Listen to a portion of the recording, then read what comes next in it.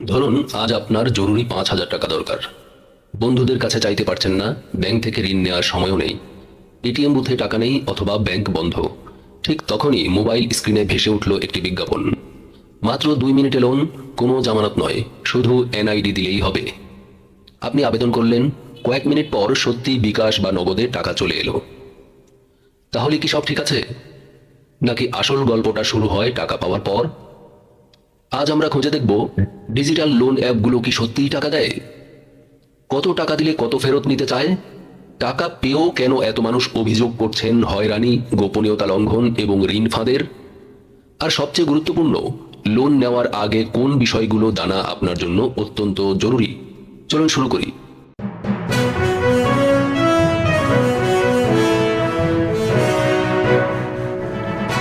প্রথমেই একটা ভুল ধারণা দূর করা দরকার। অনেকেই মনে করেন সব ডিজিটাল লোন অ্যাপই ফেক। বাস্তবতা হলো কিছু অ্যাপ বাস্তবেই টাকা দেয়। অনেক ব্যবহারকারী সত্যিকার অর্থে তাদের মোবাইল ওয়ালেটে অর্থ পেয়েছেন। এ কারণেই এসব অ্যাপ এত দ্রুত জনপ্রিয় হয়েছে। কারণ একজন মানুষ যখন জরুরি আর্থিক সংকটে থাকেন, তখন দীর্ঘ কাগজপত্র, জামানত বা ব্যাংকের জটিল প্রক্রিয়ার পরিবর্তে দ্রুত সমাধান খোঁজেন। আর সেই জায়গাটিতেই ডিজিটাল লোন অ্যাপগুলো নিজেদের অবস্থান তৈরি করেছে। কোন কোন অ্যাপ সত্যিই টাকা দেয় তাও জানতে পারবেন একটু পরেই। কিন্তু প্রশ্ন হলো, টাকা দেওয়ার পরও এত অভিযোগ কেন? এবার আসা যাক সবচেয়ে গুরুত্বপূর্ণ অংশে। ধরুন একটি অ্যাপে দেখানো হলো আপনার ঋণের পরিমাণ 6,000 টাকা।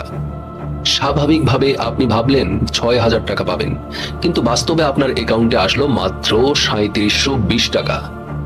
বাকি টাকা বিভিন্ন নামে কেটে রাখা হলো। কেউ বলে সার্ভিস ফি, কেউ বলে প্রসেসিং ফি, কেউ বলে রিস্ক ম্যানেজমেন্ট চার্জ, কেউ বলে উৎস ফি।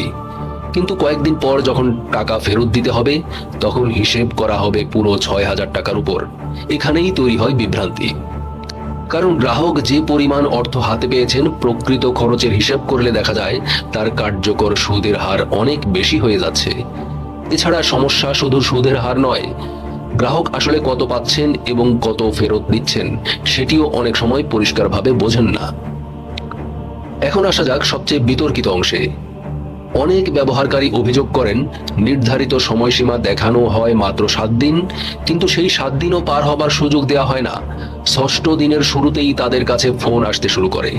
দিনে একাধিকবার কল, বিভিন্ন নম্বর থেকে যোগাযোগ, হোয়াটসঅ্যাপ মেসেজ, দ্রুত পরিশোধের অনুরোধ। কিছু ক্ষেত্রে ভুক্তভোগীরা আরও গুরুতর অভিযোগ করেছেন। তাদের পরিচিত জনদের সঙ্গে যোগাযোগের চেষ্টা করা হয়েছে। তারা তাদের নাম্বার পেল কোথায়? আসলে অ্যাপগুলো অ্যাক্সেস নেওয়ার সময়ই কন্টাক্ট লিস্টে প্রবেশের অনুমতি পেয়ে যায়। যদিও এসব অভিযোগের সত্যতা প্রতিটি ক্ষেত্রে আলাদাভাবে যাচাই করা সম্ভব হয়নি। তবে প্রশ্ন হলো, একটি লোন অ্যাপ কেন আপনার contact access, SMS access, call log access বা গ্যালারি অ্যাক্সেস চাইবে? এসব অনুমতির প্রয়োজনীয়তা কতটা?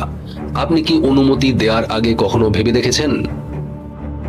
আজকের পৃথিবীতে তথ্যই সবচেয়ে মূল্যবান সম্পদ। আপনার মোবাইলে রয়েছে পরিবারের নম্বর, বন্ধুদের নম্বর, ছবি, মেসেজ, ব্যক্তিগত যোগাযোগ। যখন কোনো অ্যাপ এসব অনুমতি চায়, তখন প্রশ্ন করা আপনার অধিকার। কেন এই তথ্য প্রয়োজন? কতদিন সংরক্ষণ করা হবে? কাদের সঙ্গে শেয়ার করা হবে? কিভাবে ব্যবহার করা হবে? একজন ব্যবহারকারী হিসেবে এই প্রশ্নগুলোর উত্তর জানার অধিকার আপনার রয়েছে, কারণ বিষয়টি শুধু ঋণের নয়, এটি ব্যক্তিগত গোপনীয়তা এবং তথ্য নিরাপত্তার প্রশ্ন। এবার জানিয়ে দেব কোন কোন অ্যাপগুলো সত্যিই টাকা দেয়। তবে তার আগে এই অ্যাপগুলো থেকে লোন নেয়ার আগে 5টি সতর্কতার বিষয়ে জানিয়ে দেই। যদি কখনো ডিজিটাল লোন নেওয়ার কথা ভাবেন, তাহলে অন্তত এই 5টি বিষয় অবশ্যই যাচাই করুন। 1 নম্বর, অ্যাপটি বৈধ ও স্বচ্ছ তথ্য প্রদান করছে কিনা। 2 নম্বর, আপনি হাতে কত টাকা পাবেন এবং মোট কত টাকা ফেরত দিতে হবে সেটি পরিষ্কারভাবে লিখিত আছে কিনা। 3 নম্বর, কোন কোন পারমিশন চাইছে এবং কেন চাইছে। 4 নম্বর, অভিযোগ করার জন্য কোনো কাস্টমার সাপোর্ট আছে কিনা। 5 নম্বর, আপনি নির্ধারিত সময়ের মধ্যে টাকা পরিশোধ করতে পারবেন কিনা। কারণ জরুরি প্রয়োজন মেটাতে গিয়ে নতুন আর্থিক সংকটে পড়া কখনোই বুদ্ধিমানের কাজ নয়। এবার বলছি যে অ্যাপগুলো প্রকৃত অর্থেই লোন দেয় তাদের নাম: আশা লোন, সুবিধা লোন, সাথী লোন, ফিন ক্যাশ, ঢাকা ফিন, দ্রুত ক্যাশ, ইজি টাকা, বঙ্গ ক্যাশ, আলো ক্যাশ, কুইক টাকা ইত্যাদি। উল্লেখ্য, কিছু লোন অ্যাপের নামের সাথে কিছু এনজিও প্রতিষ্ঠানের নামের মিল থাকলেও সেগুলি আসলে ওই এনজিওর অ্যাপ নয়। যেমন সুবিধা লোন, এটি ব্র্যাকের একটি ঋণ প্যাকেজের নাম, কিন্তু এই অ্যাপ ব্র্যাকের নয়। আর সবচেয়ে বড় বিষয়, এই অ্যাপগুলোর বাংলাদেশে ঋণ কার্যক্রম পরিচালনার অনুমোদন আছে কিনা সেটি কোথাও স্পষ্টভাবে লেখা নেই, বা তাদের বিষয়ে তেমন কোনো তথ্য পাওয়া যায় না। শেষ কথা হলো, ডিজিটাল লোন নিজে ভালো বা খারাপ এমন সরল সিদ্ধান্তে পৌঁছানো কঠিন। কারণ কিছু প্ল্যাটফর্ম মানুষের জরুরি প্রয়োজন মেটাচ্ছে, আবার কিছু প্ল্যাটফর্ম নিয়ে প্রশ্ন উঠছে, অভিযোগ এবং উদ্বেগ বাড়ছে। তাই সবচেয়ে গুরুত্বপূর্ণ বিষয় হলো, কোনো লোন নেওয়ার আগে শর্তগুলো বুঝুন, প্রকৃত হিসাব করুন, নিজের তথ্যের নিরাপত্তা নিয়ে সচেতন থাকুন। কারণ কয়েক মিনিটে পাওয়া টাকা হয়তো সাময়িক সমস্যার সমাধান দিতে পারে, কিন্তু ভুল সিদ্ধান্তের মূল্য অনেক সময় দীর্ঘদিন ধরে দিতে হয়। প্রিয় দর্শক, আপনি দেখছেন কোয়ালিটি ইনসাইড। ভিডিওটি তথ্যবহুল মনে হলে শেয়ার করুন, সাবস্ক্রাইব করুন এবং মন্তব্য জানান কমেন্ট বক্সে। আল্লাহ হাফেজ।